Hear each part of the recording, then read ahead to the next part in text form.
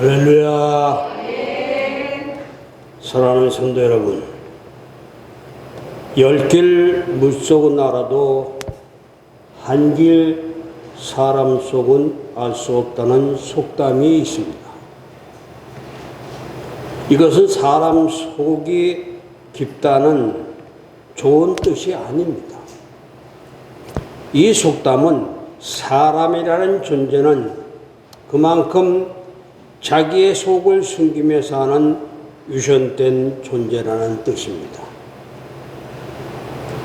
우리는 10년을 살고도 그 사람의 진실을 몰랐다는 말을 자주 듣습니다.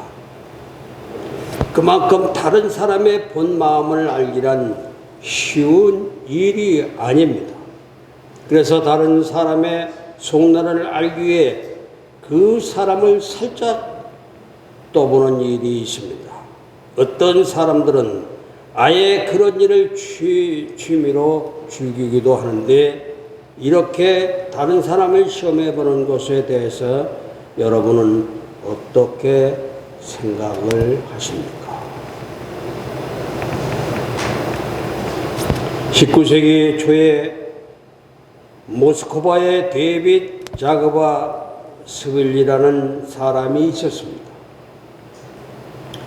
자신이 유명한 과학자이며 사회학자라고 주장한 그는 러시아의 주요 대학들을 돌면서 수많은 강의를 했습니다. 그가 강의한 내용들은 기술적인 혁명, 또한 원자론, 현대의학이란, 그리고 진보된 사회에서의 사랑 등과 같이 지금 들어도 될 만한 매우 미래적이고 거창하고 심오한 것들이었습니다.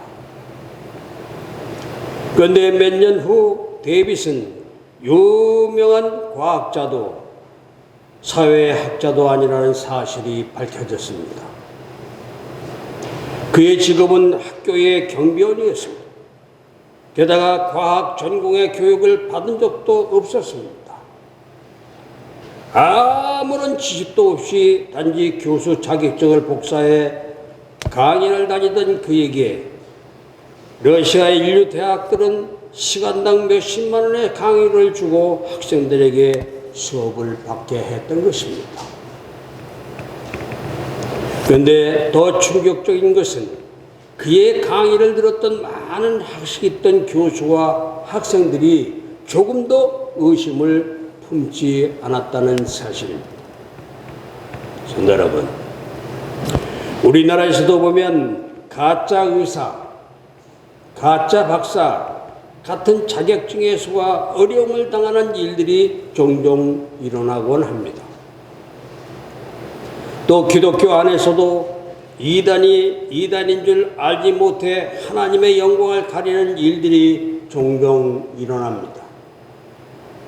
이렇게 분별력이 없을 때 사람들은 실수를 하게 됩니다. 신앙생활도 마찬가지예요. 그냥 늘 하던 대로 습관적으로 혹은 남이 하는 말을 듣고 이것이 바른 신앙생활이겠거니 생각하는 경우가 많습니다. 아니, 이것이 주님의 뜻이겠거니 하는 경우가 너무 많습니다. 때로는 내 욕심과 내 생각과 주님의 뜻으로 말할 때도 있습니다. 서로의 욕심과 이기심이 충돌할 때 서로가 자신이 생각하고 말하는 것이 하나님의 뜻이라고 말하는 경우도 많습니다. 싸우고 다투면서도 하나님의 뜻은 말하는 경우도 얼마나 많이 봅니까? 하나님은 내 편이라고 말하는 사람들이 또 얼마나 많습니다. 우리가 말씀에 집중하지 않고 말씀을 제대로 알지 못할 때 영적인 일들을 올바로 분별할 수 없게 됩니다. 그러니 우리는 정신을 바짝 차려야 할 줄로 믿습니다. 아멘이요? 하나님은 우리에게 오늘 본문 2절에서 너희는 이 세대를 본받지 말고 오직 마음을 새롭게 함으로 변화를 받아 하나님의 선하시고 기뻐하시고 온전한 뜻이 무엇인지 분별하도록 하라고 하십니다. 이 세대를 본받지 말라는 것은 세상의 가치관으로, 아니 습관적 가치관으로 판단하지 말라는 거예요. 오직 마음을 새롭게 하여 주님이 원하시는 것이 무엇인지 분별하라고 하십니다. 그렇다면 우리는 무엇을 분별하며 살아야 하겠습니까? 첫째, 하나님의 선한 뜻이 무엇인지 분별해야 합니다. 사랑하는 성도 여러분, 오늘 본문 2절을 우리 다 같이 읽어보겠습니다. 시작. 너희는 이 세대를 본받지 말고 오직 마음을 새롭게 함으로 변화를 하라. 하나님의 선하시고 기뻐하시고 온전하신 뜻이 무엇인지 분별하라고 하라. 뭘 하라? 분별하라고 하십니다. 오늘 보면 2절을 보면 하나님의 선한 뜻이 무엇인지 분별하라고 하셔요. 그러면 나를 향한 하나님의 선한 뜻은 어떤 것이겠습니까? 많은 사람들은 하나님의 뜻을 생각하기보다는 자신의 뜻을 더 소중하게 생각을 해요. 아니, 자신의 뜻을 앞세웁니다. 심지어 그것이 주님의 일이고 교회의 일이어도 그렇습니다. 그러다 보니 주님의 일을 하면서도 다툼이 일어납니다. 주님의 일이니까 주님의 뜻대로 하면 다툼이 없을 것 같은데 실제로는 그렇지 않아요. 그 이유가 무엇입니까? 주님의 일을 하면서도 자신의 뜻이 앞서기 때문이에요. 사도 바울에게도 그런 경험이 있었습니다. 사도행전 16장 6절로 7절을 보면 이런 기록이 나옵니다. 성령이 아시아에서 말씀을 전하지 못하게 하시거늘 그들이 부르기아와 갈라디아 땅으로 다녀가 7절에 무시아 앞에 이르러 비두니아로 가고자 애쓰되 예수의 영이 허락하지 아니하는지라. 예수의 영이 허락하지 아니한다고. 사도 바울은 이군이 원해 복음을 전한 후 아시아 쪽으로 복음을 전하기를 원했습니다. 그런데 성령께서는 그쪽으로 말씀을 전하지 못하게 하셔요. 하지만 그래도 아시아 쪽으로 복음을 전하기 위해서 애를 썼습니다. 그러나 성령께서 이를 허락하지 않습니다. 성도 여러분, 전도는 우리 주님이 주신 지상 최대의 명령입니다. 아멘입니까? 마태복음 28장 18절로 20절을 보면 주님이 이렇게 말씀을 하셔요. 예수께서 나와 말씀하여 이르시되 하늘과 땅의 모든 권세를 내게 주셨으니 19절에 그러므로 너희는 가서 모든 민족을 제자로 삼아 아버지와 아들과 성령의 이름으로 세례를 베풀고 20절에 내가 너희에게 분부한 모든 것을 가르쳐 지키게 하라. 볼지어다 내가 세상 끝날까지 너희와 항상 함께 있으리라 하시니라. 아멘이요. 아멘입니까? 여기에 표현할 수 있는 그 최상급의 단어가 다 들어가 있어요. 마태복음 28장 19절에서 18절에서 20절에 그만큼 전도가 중요하다는 겁니다. 그래서 바울이 전도를 하러 가는데 성령께서 나오셔. 왜 그러셨겠습니까? 전도를 명하셨지만 전도에도 하나님의 뜻이 있다는 거예요. 그러니 전도하러 가기 전에 주님의 뜻을 구하는 기도가 필요한 것입니다. 주님의 명령 중 가장 큰 명령일지라도 그 안에 주님의 선한 뜻이 무엇인가 분별하며 사는 것은 당연한 일입니다. 그런데 사람들은 하나님의 뜻에 무관심합니다. 이것이 하나님의 뜻이라고 막연히 생각을 합니다. 심지어 그것이 하나님의 뜻이라고 우기기도 해요. 우리가 무엇이 하나님의 뜻, 선한 뜻인가 분별하기 위해서는 내 소리를 내려놓고 아니, 세상의 소리를 내려놓고 그리고 다른 사람의 소리도 내려놓고 주님의 음성을 들어야 할 줄로 믿습니다. 아멘. 하나님은 지금도 말씀하시는 하나님이세요. 하나님은 살아계시고 나를 향한 뜻을 가지고 계십니다. 아멘입니까? 성도 여러분, 그 하나님의 뜻을 모으면 하나님의 뜻을 부정할 때가 있어요. 왜 이런 어려움을 주느냐고 항의하고 싶을 때가 있습니다. 아니, 왜 이런 어려움을 주느냐고 항의하고 싶을 때도 있습니다. 그리고 이것이 하나님의 선한 뜻이냐고 묻고 싶을 때도 있어요. 그만큼 하나님의 뜻이 내 뜻과 같지 않아서요. 내 뜻과 같지 않아서. 우리는 하나님의 뜻이 내 뜻과 같았으면 좋겠다는 생각을 합니다. 그리고 내 뜻대로 이루어지기를 원합니다.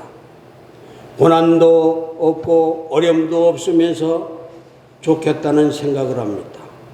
그러나 로마서 8장 28절에 보면 하나님은 고난, 어려움을 통하여 모든 것이 합력하여 선을 이룬다고 하십니다. 아멘이요. 그리고 고린도전서 1장 25절에서는 나의 지혜로움보다 하나님의 어리석음이 더 지혜롭다고 하여, 그래서 하나님의 뜻을 따라가는 것이 옳은 일이라는 거예요. 그러니 우리는 하나님의 뜻이 무엇일까 생각하며 하나님의 소리를 들어야 할 줄로 믿습니다. 아멘. 아멘. 두 번째로 하나님이 기뻐하시는 것이 무엇인지 분별해야 합니다. 사랑하는 성도 여러분, 그러면 하나님이 기뻐하시는 것이 무엇이겠습니까? 이 질문은 가장 어려운 질문이 될 수도 있고 가장 쉬운 질문이 될 수도 있습니다. 왜 어려운 질문이 되는가 하면 사람이 기뻐하는 대부분의 일들은 주님이 기뻐하시는 일들이 아니기 때문입니다. 사람이 좋아하고 기뻐하는 일들이 무엇입니까? 육체의 일이에요. 육체의 일. 갈라디아서 5장 19절로 21절에 육신의 일이 무엇인가를 잘 설명하고 있습니다. 19절에 육체의 일은 분명하니 곧 음행과 더러운 것과 호색과, 20절에 우상 숭배와 주술과 원수 맺는 것과 분쟁과 시기와 분냄과 당짓는 것과 분야론과 이단과, 21절에 투기와 술 취함과 방탕함과 또 그와 같은 것들이라고 기록이 되어 있어요. 여기에 나오는 목록들을 보면 다 우리의 육신이 자연스럽게 행하는 일들입니다.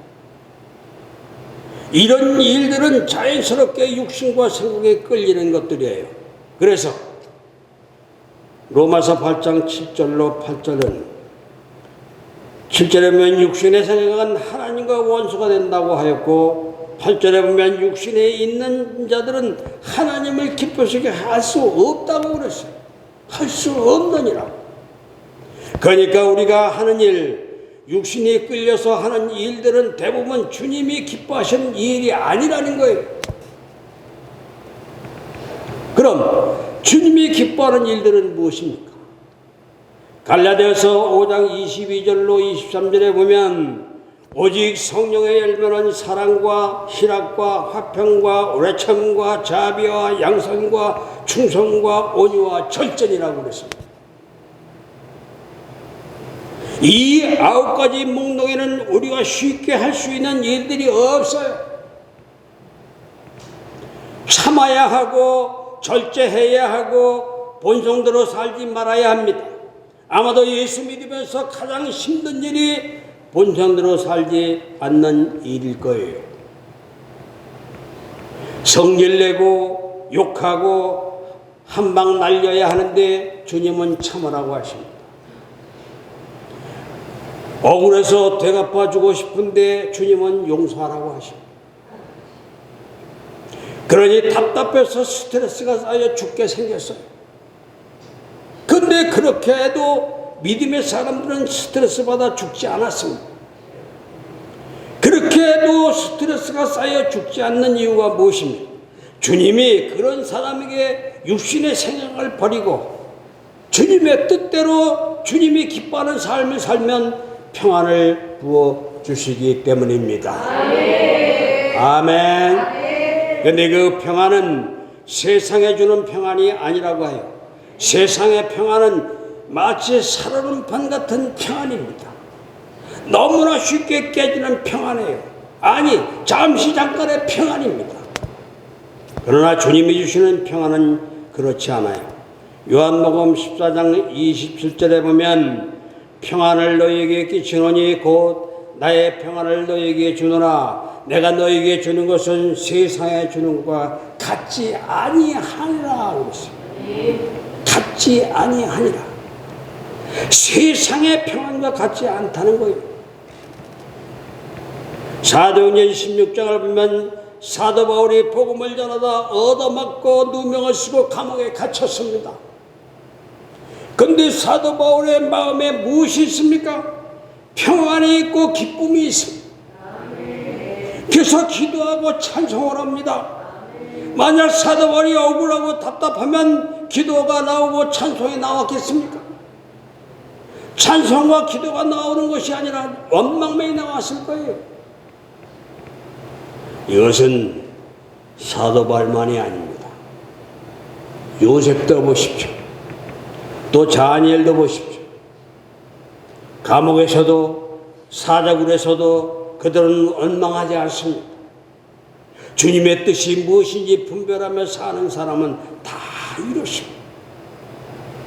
아니, 주님이 기뻐하는 일이 무엇인지 분별하며 사는 사람은 다 이렇습니다. 아멘이요?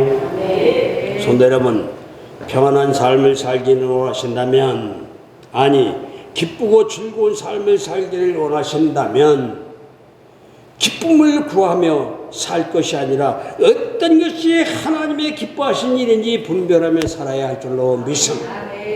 아멘.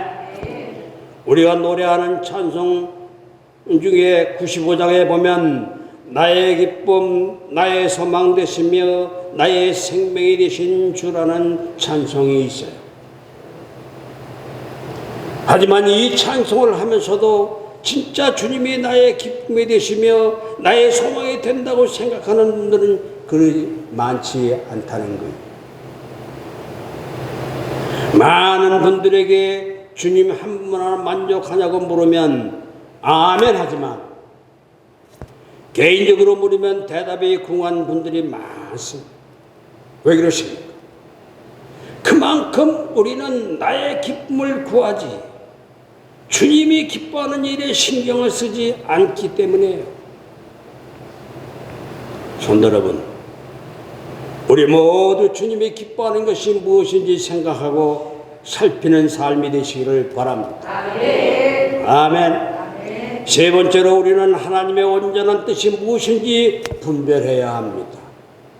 사랑하는 성도 여러분, 오늘 본문 우리 다시 한번 2절을 다 같이 읽어보겠습니다.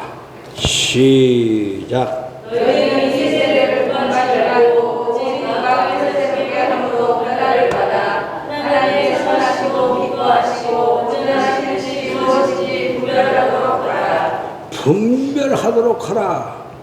본문 2절은 온전하신, 즉 완전하신 하나님의 뜻이 무엇인지 분별하라고 하세요.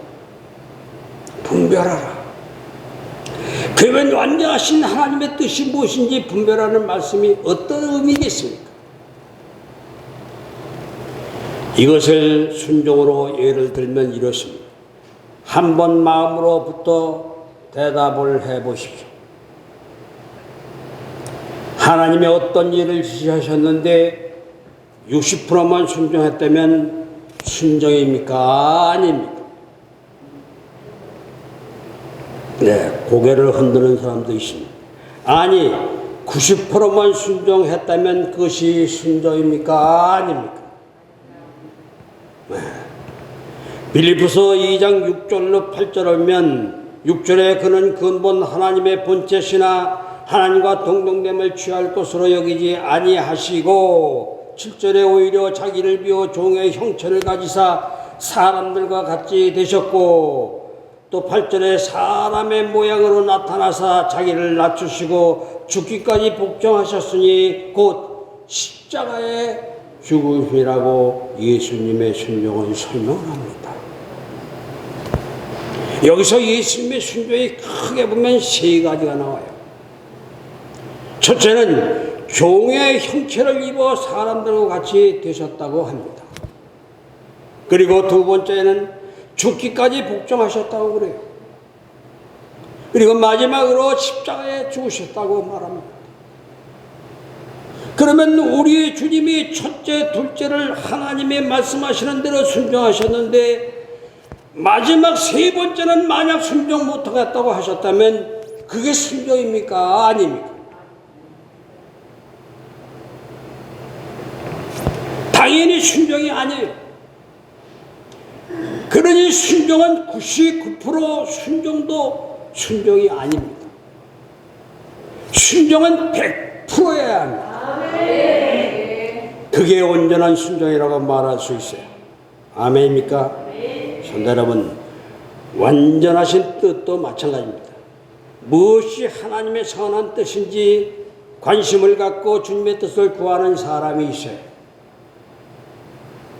때로 주님이 선하게 여기시는 것, 주님이 기뻐하시는 것이 무엇인가에 관심을 갖고 분별하는 삶을 사는 사람이 있습니다. 그럼에도 이 사람이 온전하게 분별하는 삶을 살았다고 할 수 없어요. 자기 생각, 육신의 생각을 따라 살 때가 더 많았을 것이에요. 부분이 아니라 모든 부분에서 분별하는 삶을 살아야 할 줄로 믿습니다. 아멘. 그래서 다윗은 시편 19편 14절에서 나의 반석이요 나의 구속자이신 여호와여 내 입의 말과 마음의 묵상이 주님 앞에 연락되기를 원하나이다라고 기도했어요. 내 생각이 언제나 당신의 마음에 들게 해달라는 기도입니다. 다윗은 어떻게 해야 자신의 말과 행동이 모두 하나님이 보시기에 아름다울 수 있을까를 생각하며 살았어요. 그러한 여러분들이 되시길 바랍니다. 행동으로 죄를 짓지는 않아도 말로 생각으로 죄를 지을 수 있습니다. 그런데 다윗은 그것까지 주님 보시기에 아름다운 삶을 살게 해달라고 기도했던 것이에요. 그래서 그는 하나님 마음에 합한 사람이었던 것입니다. 아멘. 아멘입니까? 영국의 유명한 목회자 찰스 스펄전 목사님에게 한 남자가 찾아와 이런 말을 한 적이 있습니다. 저는 다른 지역의 교회를 다니는 크리스찬입니다. 저는 매일 아침 묵상 기도를 드리는데 최근 며칠 동안 하나님께서 목사님께 가면 10파운드를 주실 것이라는 음성이 들려주셨습니다. 돈을 받고 나면 어디에 쓸 것인지 말씀해 주신다고 했는데 어쩌면 좋을까요? 사실 이 남자는 목사님의 신앙심을 이용해 돈을 뜯어내는 사기꾼이었습니다. 남자 이야기를 들으며 의도를 파악한 목사님은 지혜롭게 대답해 돌려보냈습니다. 그 음성이 정말로 하나님의 음성이면 분명 저에게도 말씀하셨을 텐데 어쩐 일인지 아무 응답이 없습니다. 여기 성도님의 주소를 써놓고 가면 제가 응답을 받자마자 꼭 10파운드를 전달해 드리도록 하겠습니다. 얼마나 지혜 있는 대답입니다. 또 하루는 설교를 마치자 한 성도가 찾아와 정말 목사님 설교는 언제 들어도 최고인 것 같습니다라는 칭찬을 했습니다. 그러나 목사님은 덤덤한 표정으로 이런 말을 했습니다. 너무도 감사한 칭찬이지만 사실 제가 설교를 할 때마다 이 마귀가 제 마음에 그렇게 속삭입니다. 그렇게 속삭인다는 거예요. 그런 말을 하지 말라는 거예요. 사랑하는 여러분, 이렇게 우리는 성령님의 감동으로 모든 것을 바르게 분별할 수 있어야 합니다. 그러려면 기준을 세워야 하는데 그 기준은 말씀이에요. 또한 잘못된 방법으로 주님을 이용하지 않게 해달라고, 주님의 이름을 빙자해 우리의 이익을 추구하지 않게 해달라고 기도하며 결단해야 할 줄로 믿습니다. 하나님의 뜻이 무엇인지 분별하여 내 생각과 이기심을 버리고 주님의 뜻을 분별하여 사는 성도들이 되시기를 바랍니다. 그런 사람에게 하나님은 길을 여시고 은혜를 부어주시며 어디에서나 주님이 세워주실 줄로 믿습니다. 아멘. 기도하겠습니다. 세계의 모든 나라와 인류의 민족을 소유하신 하나님 아버지, 저에게 지구에 있는 모든 것을 다스리시고 사용할 수 있게 하심을 감사를 드립니다. 한때 독일의 히틀러가 하나님을 믿는 수많은 유대인들을 몰살하였고, 구소련의 스탈린이 공산주의로 자유주의를 따르는 사람들을 살해했지만 하나님께서 용납하지 않고 역사에서 사라지게 하셨습니다. 그러므로 우리가 하나님의 절대 주권과 통치를 믿도록 인도하시고, 어떤 경우에도 세상의 통치자가 정치인을 믿고 따르지 않게 하시옵소서. 주님께서 재림하실 때까지 가까운 현재의 우리는 하나님의 주권만 따르며 순종하게 하시옵소서. 성도를 어두운 세상에서 불러내신 하나님 아버지, 우리는 하나님께서 택하신 족속이요 하늘나라의 왕같은 제사장들이요 거룩한 나라요 하나님의 소유된 백성이니 하나님의 기이하고 찬란한 빛에 들어가게 하시고 하나님의 아름다운 덕을 선포하게 하시옵소서.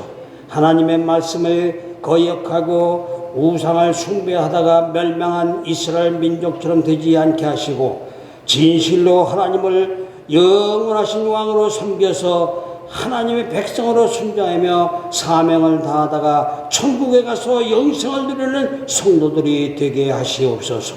우리 교회에 세워주신 기관들을 축복하시고 맡겨진 사명을 잘 감당할 능력을 더하여 주시옵소서.